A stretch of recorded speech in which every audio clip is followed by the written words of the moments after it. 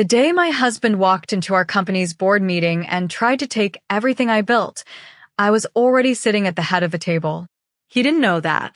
He thought he was walking into a room full of people who believed his story about me. The unstable wife. The woman who checked out. The one who cried too much and worked too little.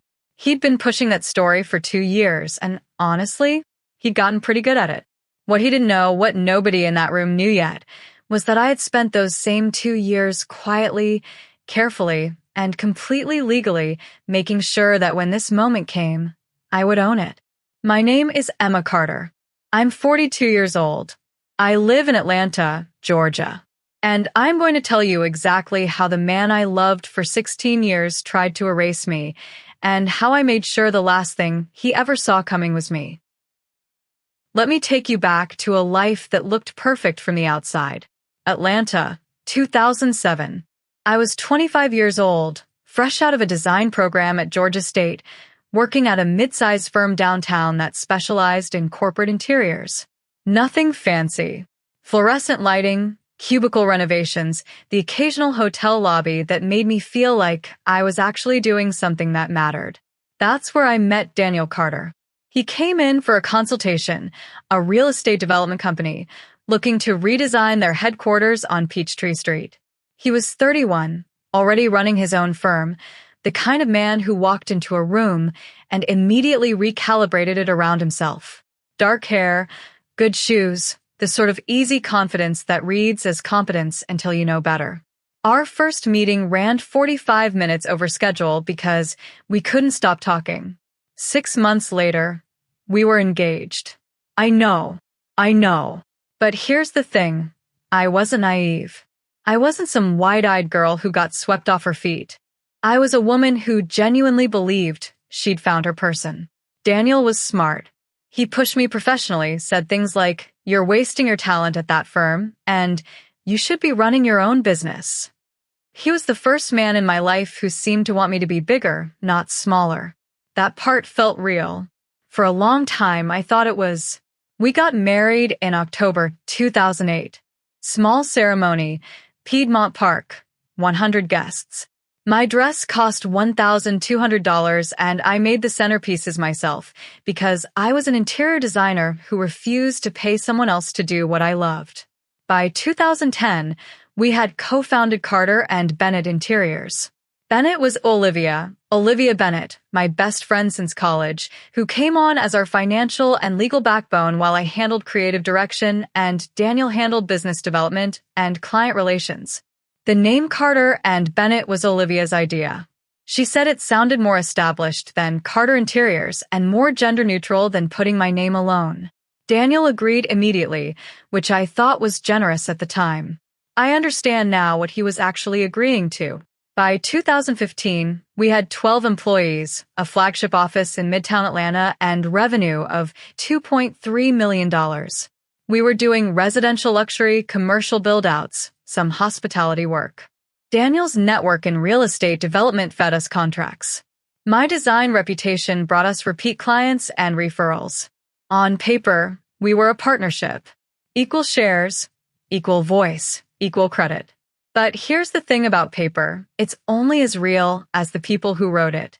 I want to stop here and ask you something. Have you ever been in a relationship where you slowly realized the dynamic was never what you thought it was, not because there was one big dramatic moment, but because 1,000 small moments added up, and one day you looked back and didn't recognize the math? Because that's what the first decade of my marriage felt like when I finally let myself see it clearly. The red flags weren't dramatic. Daniel never yelled. He never belittled me in public. He was, by every external measure, a supportive husband. But when I landed our first hospitality contract, a boutique hotel renovation in Savannah, Daniel was the one who gave the closing presentation. "You're better in the design room, Em. I'm better in front of clients." I agreed then. I'm not sure I should have. When Olivia suggested we restructure the ownership percentage to reflect my growing role as creative director and primary revenue driver, Daniel said he'd look into it. He never brought it up again, and neither did I, because I didn't want to make things weird. When the Atlanta Business Chronicle did a profile on Atlanta's rising design firms in 2017, the photo they ran was Daniel, not me. He hadn't asked the photographer to change it. He hadn't corrected the caption that listed him as founder.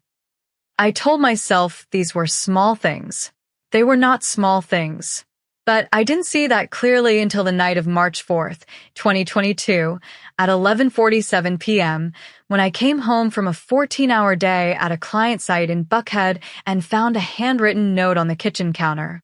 It said, "I'm sorry. I can't keep pretending this is working. I've already moved my things.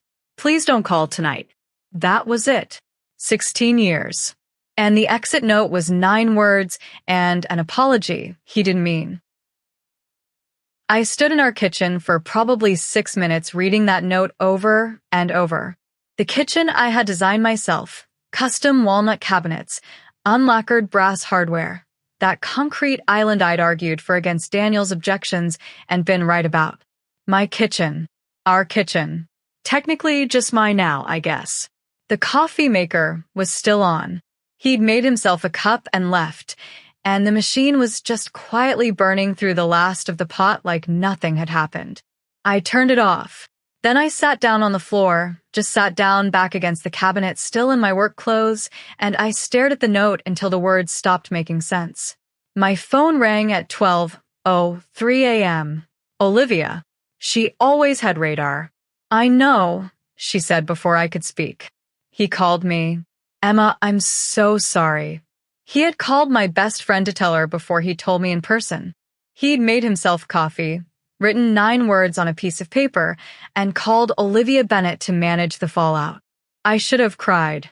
I did cry, eventually. But what I felt first, sitting on that kitchen floor at midnight, was something harder and colder and very, very quiet. It felt like clarity. The next 3 weeks were a blur of lawyers and logistics and the specific humiliation of dividing a life into categories. His stuff, my stuff, our stuff, the stuff that was technically the company's. And then, 11 days after the note, I found out about Kayla. Kayla Marsh, 29 years old, worked in marketing at one of Daniel's development clients. They'd apparently been together for 8 months before he left. 8 months. I did the math. They started in July 2021. That was the summer Daniel told me he needed more space to process things. That was the summer I worked 60-hour weeks trying to land the St. Regis renovation contract because I thought if we hit our revenue goals, the tension between us would ease. I was working 60-hour weeks to save a marriage while my husband was building a new one. I want you to sit with that for a second, because I had to. I'm not going to pretend I handled that gracefully. I did not handle it gracefully. I spent approximately 4 days in a very dark place where I ate cereal for every meal and didn't answer my phone, and watched the same 3 episodes of a cooking show on repeat because they required nothing from me. Olivia showed up on the 5th day with groceries, a bottle of good bourbon, and a look on her face that meant she had information. "Sit down," she said. "I'm already sitting." "Sit down differently, like you're going to need to be sitting." I pulled myself up to the kitchen table. She set down a folder. "He's been telling people things," she said. "About you." "About why the marriage ended." I looked at the folder, but didn't open it. "What kind of things?" "That you were emotionally unstable. That you were irresponsible with the company finances. That he tried to hold things together for years, and you gave up." She paused. "He told Marcus Webb, from the development board, that you had a breakdown last fall, and he'd been managing the situation." The fall. When I had pneumonia for 3 weeks and worked from home, and he told me I was being dramatic about how sick I was. That was my breakdown. Pneumonia. I opened the folder. Here's what Olivia had put together in those 11 days. While I had been designing and executing and building the creative reputation that made Carter and Bennett worth anything, Daniel had been quietly, systematically positioning himself as the face and brain of the operation in every room I wasn't in. He told clients he was the primary decision maker. He told vendors our financial terms were set by him. He'd been introduced at two industry events in 2021 as the founder and creative director of the firm, my title, his name. And this is where Olivia's voice got very careful and very precise, the way it gets when she's about to say something that carries legal weight. In November 2021, Daniel had moved $340,000 out of the company's operating account into a separate LLC he'd registered in Delaware. A company I had no knowledge of. A company that, on paper, existed to manage licensing and development contracts for Carter and Bennett. It managed nothing. It held money. My money. Our company's money. Gone. How did you find this? I asked. Because I'm your financial attorney and I've had access to the company accounts since 2010, she said. And because when I noticed the transfer in December, I started paying closer attention. You knew in December? I suspected in December. I confirmed last week. Her eyes were steady. Emma. He was planning to leave long before March. He moved the money first.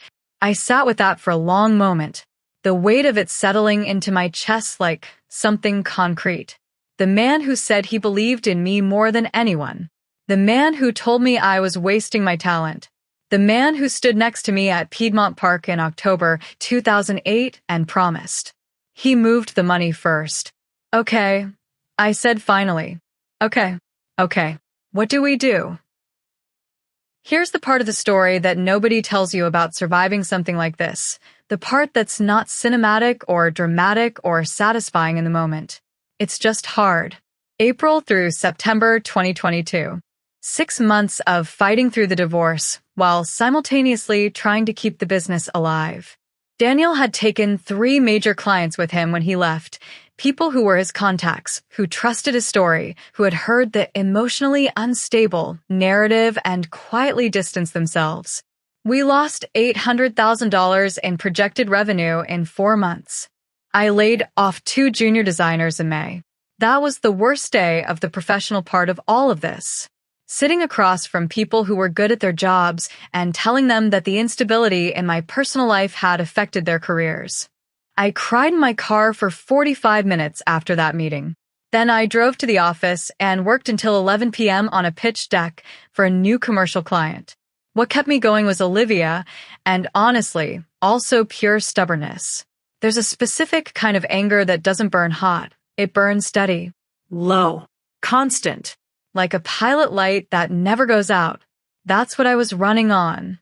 And there was something else keeping me going. Because Olivia hadn't just uncovered the financial fraud. She'd found something else. Something Daniel didn't know about because he hadn't read the original company formation documents carefully enough in 2010. I'll get to that. By October 2022, the divorce was finalized. Daniel got the house. He bought me out, which was fine because I didn't want it. I got full operational control of Carter and Bennett.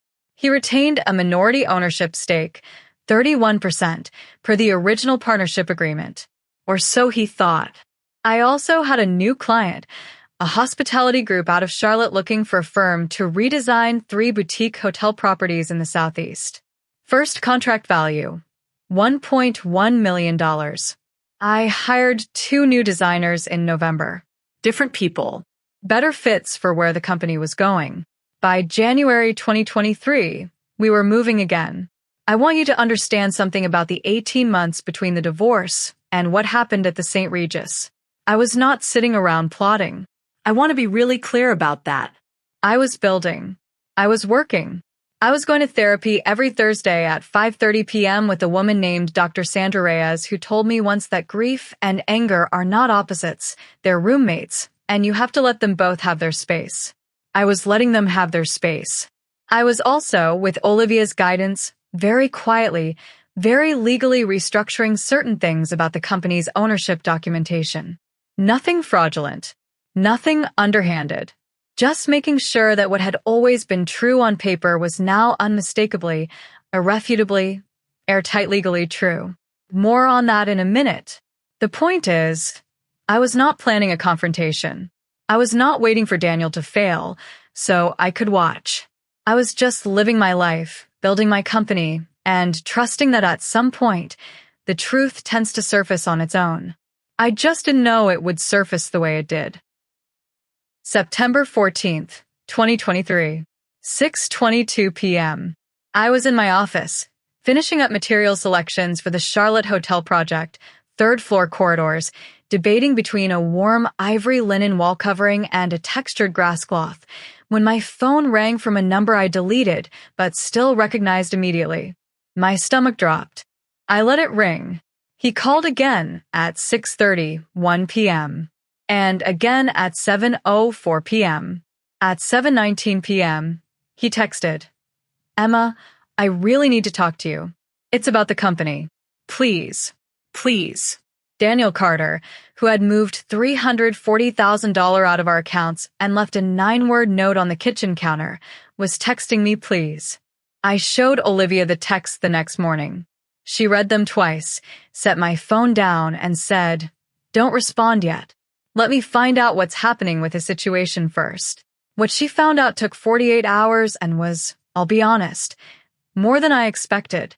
Daniel and Kayla had broken up in June.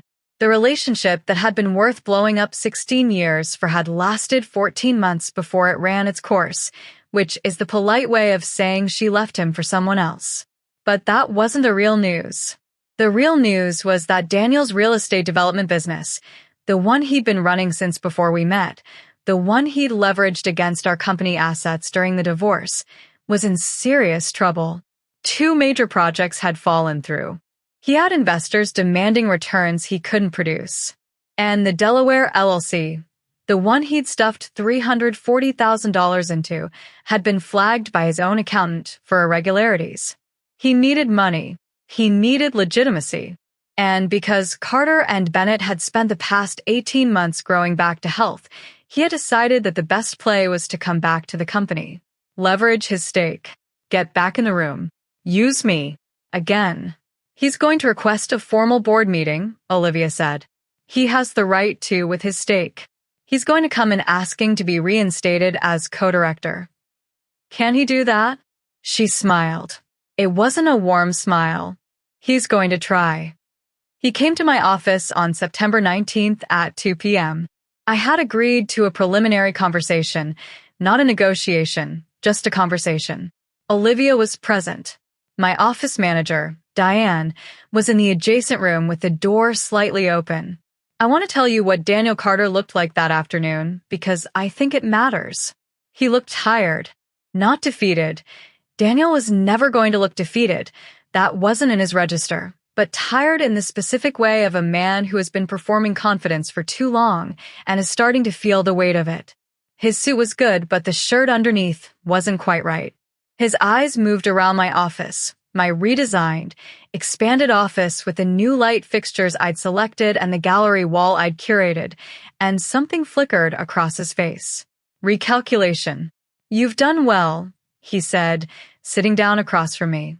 I agreed. The Charlotte project is impressive. I heard the hospitality group is happy. They are. He nodded, folded his hands. And then, because Daniel was always better at performance than actual conversation, he shifted into the charming, earnest man who had worked on me for 16 years. "Emma, I think I made a mistake. Not just personally, professionally. I let things get complicated when they didn't have to be. And I think there's an opportunity here for us to not go back, I'm not suggesting that, but to move forward in a way that benefits the company we both built." I let him finish. Then I said, "What specifically are you asking for, Daniel?" "Reinstatement as co-director, active role in business development, and I'd like to revisit the ownership distribution. You want more than 31%. I think the original split was 49-51, Olivia said from the corner. With Emma holding majority, Daniel paused. Right. But given my contributions to the early, Daniel, I kept my voice level. You moved $340,000 out of this company's operating account into a Delaware LLC in November 2021. The silence lasted exactly 4 seconds. That was a legitimate business. No, Olivia said simply. It wasn't. He looked at me.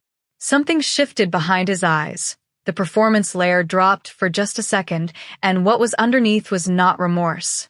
It was calculation, pure and cold, deciding how much I knew and how much I could prove. I'm going to need time to review the documentation before I respond to that, he said. Of course, I said. Take your time. In the meantime, Olivia will be sending you a formal notice regarding the board meeting you're entitled to request, per the partnership agreement. Right. He stood, adjusted his jacket, and then, because he couldn't help it, because he'd been telling this story so long it had become a reflex, he said it. I hope you understand, Emma, that everything I did was because I was trying to protect the company. You weren't always in the right headspace to make these decisions. I was trying to carry it. I looked at him for a long moment. That line, that specific line, the one he'd been using with Marcus Webb and Patricia Holloway and everyone else in his orbit, said to my face, in my office, while asking me for help. Get out of my office, Daniel. He left. Olivia waited until we heard the elevator. Then she looked at me and said, You ready? Yeah, I said. I'm ready. Okay. Here's where I need to explain something important, and I need you to pay attention because this is the part Daniel missed, the part he would have caught if he'd read more carefully, asked better questions, or maybe just respected me enough to pay attention. When Carter and Bennett was formed in 2010, the ownership structure was drafted by Olivia. Daniel reviewed it. His lawyer at the time, a general practice attorney named Bill Hadley, who mostly did real estate closings, reviewed it. Neither of them caught a specific clause in the formation documents. The clause established that in the event of a material restructuring of operational responsibilities, meaning if one partner took over primary operational, creative, and financial management while the other reduced their active role, the majority shareholding would automatically shift to reflect the active managing partner. This was Olivia's doing. She put it in because she knew me, knew my work ethic, and knew that whatever the business became, I would be the one building it. She wanted me protected. Daniel had never taken a reduced operational role during our marriage, so the clause had never triggered. But when he left in March 2022, when he stopped coming to work, stopped attending client meetings, stopped signing off on projects, when the divorce agreement handed me full operational control, the clause triggered. By October 2022, legally, I owned 71% of Carter and Bennett. Daniel still thought he owned 49%. Olivia had spent 18 months making sure that documentation was airtight, notarized, filed correctly, bulletproof. So when Daniel walked into my office asking to be reinstated as co-director and to revisit the ownership distribution, he was walking in believing he had leverage he no longer possessed. Not 49%. Not even close. That was the board meeting Olivia sent him notice about. October 3rd, 2023. The St. Regis, Atlanta. 3rd floor, the Carolina Room. The meeting was called as a formal board session of Carter and Bennett Interiors. Required attendees, both shareholders, the company's legal representative, Olivia, and, at Daniel's request, his attorney, a man named Greg Ferris who specialized in business litigation and had a reputation for being aggressive. Daniel had also, without informing us, invited 2 people from the real estate development community. Marcus Webb, the same Marcus who'd heard the emotional breakdown story, and a woman named Patricia Holloway who sat on 2 business boards and had invested in one of Daniel's failed developments. He wanted witnesses. He wanted people in the room who already believed his story about me. He thought he was walking into a negotiation where the audience was already on his side. He had no idea what kind of room he was actually walking into. I had also invited people. Olivia had briefed our company's new investors, a private equity group out of Charlotte who held a minority stake in our expansion, on the agenda. They were represented by their counsel, a woman named Diana Park who said approximately 12 words the entire meeting, but every single one of them landed like a stone. I had also invited a forensic accountant named Robert Yee, who had spent 6 weeks reviewing the company's financial records from 2018 through 2022. And I had asked Diane, my office manager, to set up a recording system. Disclosed at the start of the meeting, as required by Georgia law for business proceedings of this nature. Daniel noticed the recorder. He glanced at Greg Ferris. Something moved between them, a small, private recalibration. Good, I thought. Recalibrate. I'm going to tell you how it went. And I want to be honest, it wasn't dramatic the way you might be imagining. There was no single gasping moment where the whole room turned. It was precise. Controlled. The way Olivia does everything. Daniel opened by presenting his case for reinstatement. He was smooth. He cited his early contributions to the company, his network, his role in the founding. He made it sound generous, like he was offering to come back and help out of goodwill for the good of a company he'd built. And then he said it, in front of witnesses. On the record, Emma's an extraordinary designer. But the business side has always been my area of strength. I think we both know that. Marcus Webb nodded. Patricia Holloway nodded. Greg Ferris looked confident. I let him finish. I let the room sit in his story for about 30 seconds, long enough that the people he'd brought felt like they were winning. Then Olivia spoke. She presented the ownership documentation first, the formation clause, the triggering conditions, the October 2022 effective date of the shift, the current, legally binding split, Emma Carter, 71%, Daniel Carter, 29%. Daniel's face did something I won't forget.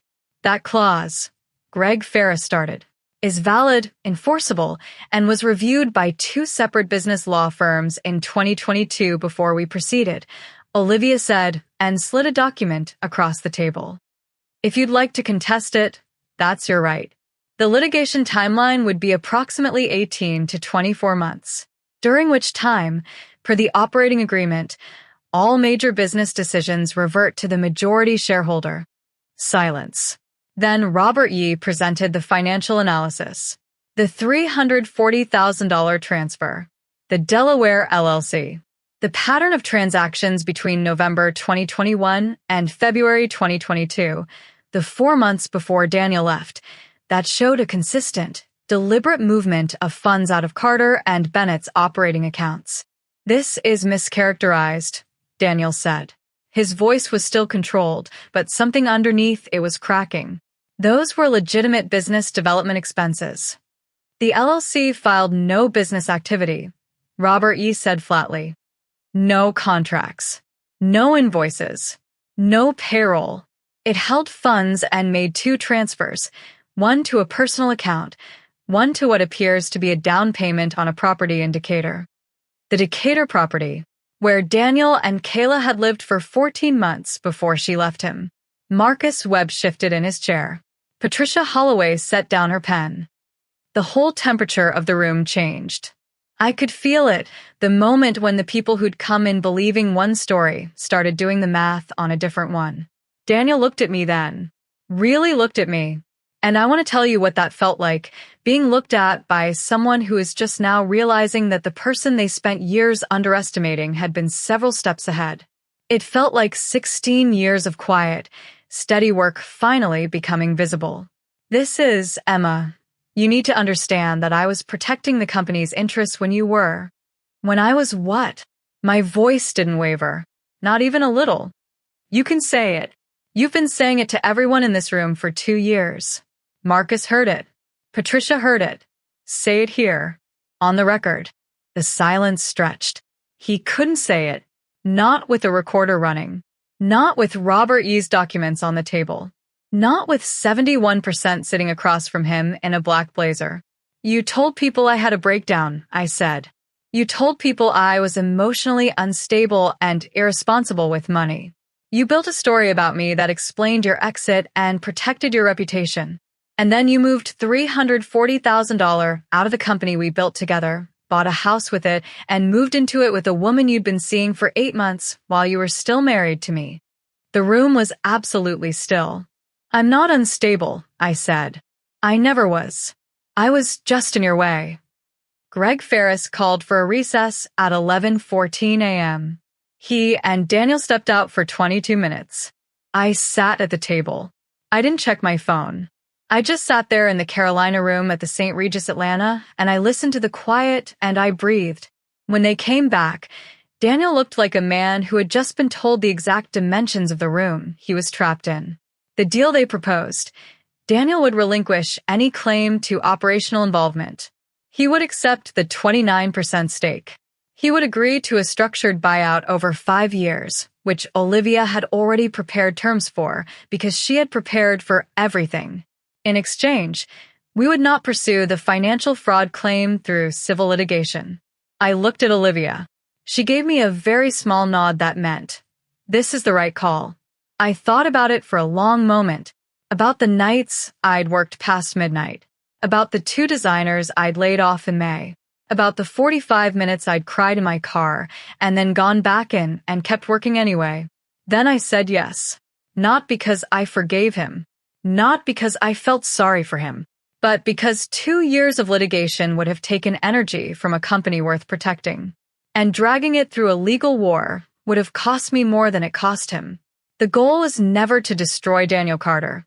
The goal was to stop letting him have power over something that was mine. Marcus Webb stopped me in the hallway after the meeting. "Emma," he said. He looked like a man who had spent the last 2 hours quietly dismantling something he'd believed and was still figuring out what to do with the rubble. "I want to apologize. I heard things about you, and I accepted them without questioning." "Marcus," I said, "I know. I'm not angry at you." He nodded, looked at his shoes. "For what it's worth, I always thought you were the one actually running that company." I said and kept walking. Patricia Holloway had left before the meeting ended. I heard later she'd called Daniel's office and formally withdrawn from a project they'd been in early discussions about. Daniel's attorney, Greg Ferris, shook Olivia's hand on his way out, which is a strange thing to do when your client just got completely taken apart, but I suppose good attorneys recognize competence regardless of which side of the table it's sitting on. This is the part one want to be careful about because I don't want to make it sound cleaner than it was. The week after the St. Regis, I cried for approximately 3 days on and off. Not because I was sad, because something releases when a thing that has been tense for a very long time finally stops being tense.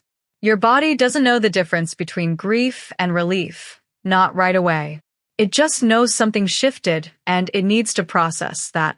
Olivia came over on a Wednesday with Indian food and a very good bottle of wine, and we sat in my living room, my apartment, a 2-bedroom in Virginia Highland that I'd renovated myself, slowly, over 18 months, 1 room at a time, and she said, "How are you actually doing?" "I'm okay," I said. "I think I'm actually okay." "You were incredible in there." "We were incredible in there." She shook her head. "No." "I built the case. You had to sit across the table from him. That's different." She wasn't wrong. I want to tell you what happened to Daniel in the months after because I know you want to know. The buyout terms gave him 5 years of structured payments for his 29% stake. Not a windfall. Not enough to save his development business, which continued to struggle through early 2024. In February 2024, I heard through mutual contacts that he'd scaled back his firm significantly, let go of most of his staff, moved to a smaller office out in Norcross. Not bankrupt, not destroyed, but considerably smaller than the man he'd been presenting to the world for years. Kayla moved to Nashville. They had no further contact, as far as I knew. I'm not going to tell you I felt nothing when I heard about his struggles. I felt something. I'm human, but it wasn't satisfaction exactly. It was more like a door finally closing all the way. A sound that meant the draft was gone. Carter and Bennett finished 2023 with $5.4 million in revenue. We brought on 2 new senior designers in January 2024. In March, we were shortlisted for a Regional Design Award, Commercial Interiors category. I am still in therapy every Thursday at 5:30 p.m. with Dr. Reyes. I have a dog now. His name is Biscuit. He has no idea who Daniel Carter is, and I consider that one of his finest qualities. I've thought a lot about what I actually learned from all of this. Not the tactical stuff, not the business lessons or the legal lessons, but the real human thing underneath it all. Here's what I came to. When someone builds a story about you, circulates it, gets people to believe it, your first instinct is to defend yourself. Correct the record. Explain your side. I did that for a while, and it was exhausting and mostly useless because the people who believed Daniel's story were going to believe it until they saw evidence. Words don't change narratives. Facts do. Actions do. Time does. So instead of defending myself, I built the thing that made the truth undeniable. Not through drama, not through confrontation for its own sake, but through doing, consistently, the work that proved who I actually was. The St. Regis meeting wasn't revenge. It was documentation. It was me putting 16 years of being underestimated on the table and saying, here is what was actually happening. Look at the receipts. Daniel Carter is not a monster. He's a man who made himself the hero of every story he told, long enough that he started to believe it himself. He convinced himself that what he'd taken was his, that what he'd said about me was true, that the story about our marriage that protected his reputation was the real one. A lot of people do this. A lot of people convince themselves that taking something is just claiming what was always theirs. It wasn't his. It was never his. Comment below. Have you ever had someone take something from you and then have the audacity to come back asking for more? What did you do? I want to hear it. Because I think a lot of us are walking around with that experience and not enough people are talking about it. The last thing I want to say is this. I did not win because I was smarter than Daniel Carter. I'm not even sure I am. I won because I paid attention. Because I had Olivia, who had been paying attention since 2010. Because I didn't let what he said about me become what I believed about myself. The hardest part of being lied about by someone who is supposed to love you is that some part of you wonders if they're right. Some part of you, at 2 a.m., tries on their story and asks, is this true?